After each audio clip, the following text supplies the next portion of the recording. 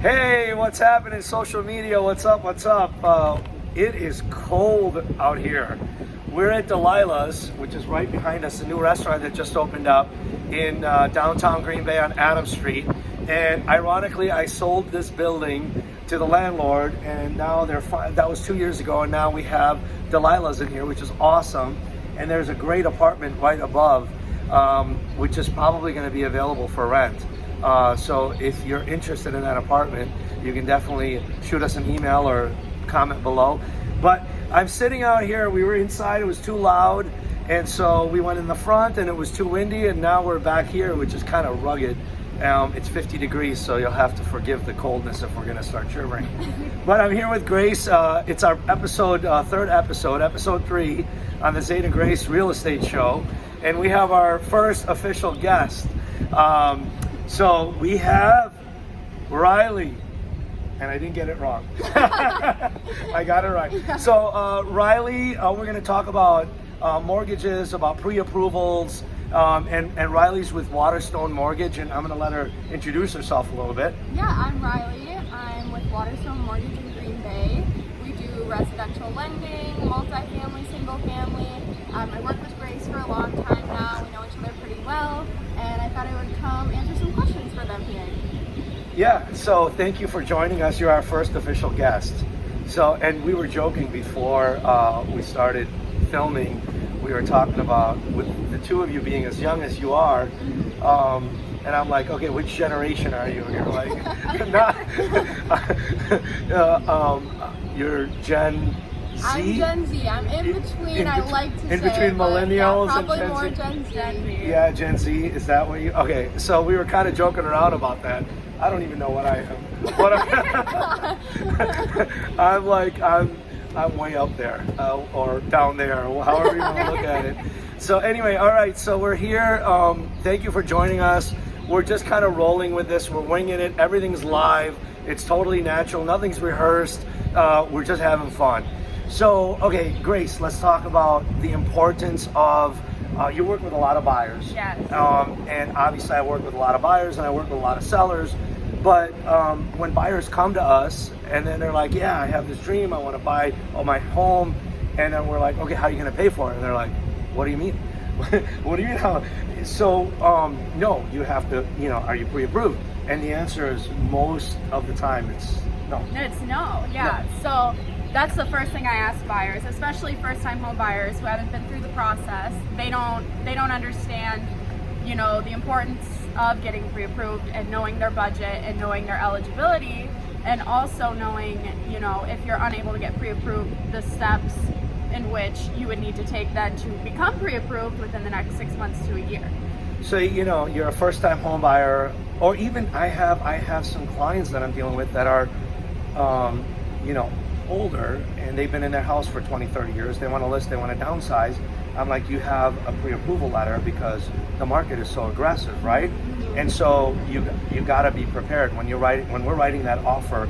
You better prove to the seller how your buyers are going to be able to afford that house or pay for that house. Right. So even and they're like, oh, I didn't think about that. It's funny. It's like, well, you're buying a house.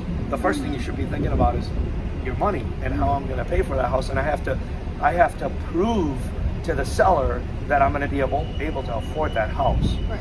So how do you guys work it out? Like, what do you do? Give me the process of, you got a buyer and you're giving her a call, you're giving Rylie a call. Yeah, so the first thing I do when I'm talking to a buyer who's looking at a property or wants to start looking at properties, the first question I ask is, are you pre-approved? The answer is no. The first thing I say is, hey, well, I know some people, why don't I call my friend Rylie over at Waterstone Mortgage, see what she can do for you, and she just takes it from there. Yeah, the pre-approval process, if you want to talk a little bit about that. And then once you're able to reach out to me or I reach out to you, you're able to apply. There's a few different ways of doing it, either online or over the phone, whatever you're most comfortable with. But you basically just give us your financial situation, employment, we pull your credit or we review your credit. We take a look at if you're renting or own a home currently, just a bunch of different things that we then compile into an application. and we see what you're eligible for, what loan program might make the most sense for you. We get you that pre-approval letter. So let me ask you something. What's a good score? Like, where do people need to be? Because credit score is such an important part of approving people or pre-approving people. Yeah. So credit score, I guess it can vary.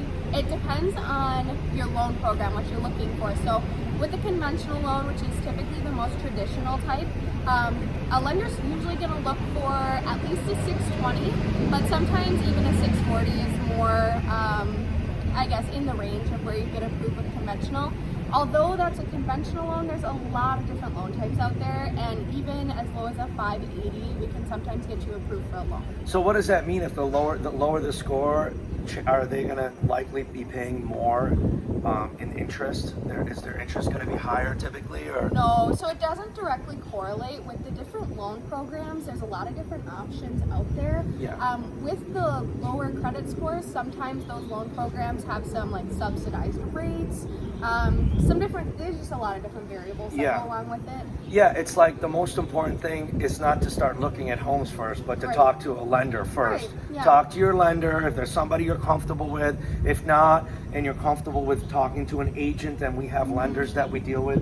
Different people in different settings and situations are going to work better with certain lenders than others.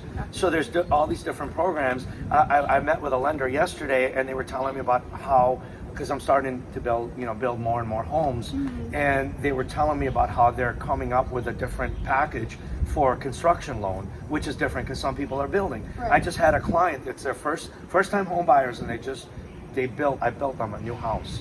So because there was not a lot of inventory out there, and they were set on the area where they needed to be because she's a nurse, and he works remotely, yada yada yada. So we built a house for them. Yeah. So what about new construction? You guys do that, or how does that work? Yeah, so we have construction loan programs as well. There's also an option of buying a home and getting a renovation loan along with that purchase. So there's a lot of different flexibility out there. Obviously, there's little guidelines in order to qualify, but that's our job. So once you apply, we're able to, fit you in the right box or give you your best options. So Grace, I'm curious. Like, why did you decide that you wanted to work with Rylie? Like, what? How did that come about? Yeah, no. I mean, that's a really great question. One,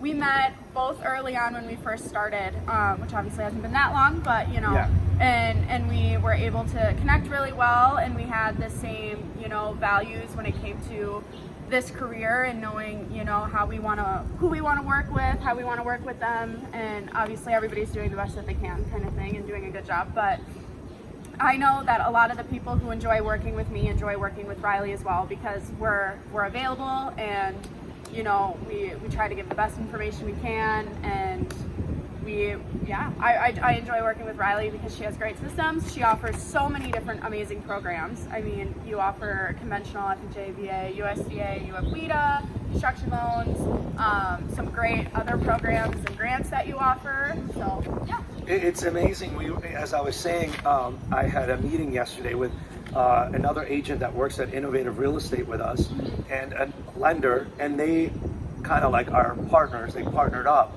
and it's kind of funny to me how you like click with certain. You just connect and you become a team, because you have to work together.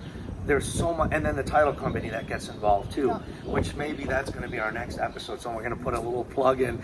I think the next episode we're going to work with a title company and why it's so important to have the right title company on board. That'll be episode 4. But so they really click together, and they're getting very creative in how they market together and promote. They'll do like different functions, and then they'll both be at the table at an event. They did a wedding event, and they were there because people are getting married, and then they need to buy a house. Right. And so they were lender and realtor together, and people were able to ask them questions. So it's important to have a good partnership with your lender so that you can work together, right? That's super important. For sure. I would even say, obviously as a realtor, we work with other realtors a lot in transactions, but if I'm working with her on a transaction, we're calling each other every day, making sure everything's taken care of. So knowing you know, is the appraisal set? Did everything come through? Are there inspection issues? You know, ensuring that your loan is going through, just making sure that everything's together. Yeah. So it's important to have that connection and that trust to know that, you know, I know she's gonna do 100% on her end, and she knows I'm gonna do 100% on my end, and that's how we get it done. Yeah, awesome. Awesome. Well, I think we're trying to keep these videos between about 5 to 10 minutes. Plus, it's freezing out here. I'm such a mean guy. I'm meeting these ladies, and you had your jacket on. You had your jacket on, and then the wind picked up. But you're all right. It's all good. Yeah. Last episode, we were in like sunny California, and today I feel like we were joking. We're in Alaska. Yeah. So thanks for joining us. Our episode number 3 here. Episode 4 is coming up. I think we're onto something with talking about the importance of a title company. If you have any comments or questions or whatever, just put them down below. We're going to be putting it on our YouTube channel. We're kind of expanding the show. So we got YouTube and Facebook and I don't know what else. Okay, so let's talk about this for a second. We were talking about this before. Yeah. Okay, so you're like a TikToker, right? You put stuff on TikTok. Yes, I do. Okay, let's talk a little bit about that. We're gonna talk about social media because I'm a Facebooker. I do Instagram, and then I do LinkedIn, and then I do YouTube. You know, I'm kind of getting more and more into YouTube. I wish I'd have gotten more into that, but I'm getting into YouTube. So subscribe to our channels and all of that stuff too. But I want to do TikTok and you know, and there's Snapchat, and I'm like, man, where do you draw the line? So what works for you guys? Like, where do you get most of your clients? Yeah. What works best for you? So what I find is I get more of my clients from Facebook and Instagram just because it is so much more interactive. I do love to post on TikTok just because it's a really great platform to share educational content or answer questions or, you know, even put some funny stuff out there just to entertain people every once in a while. But overall, I would say I get more interaction and actual, I guess, you know, loans from Facebook and Instagram. Okay, got it. So I think that's going to be episode number 5. We're going to talk about social media. Yeah. Hey, thanks for joining us. Have a great day. Call us if you have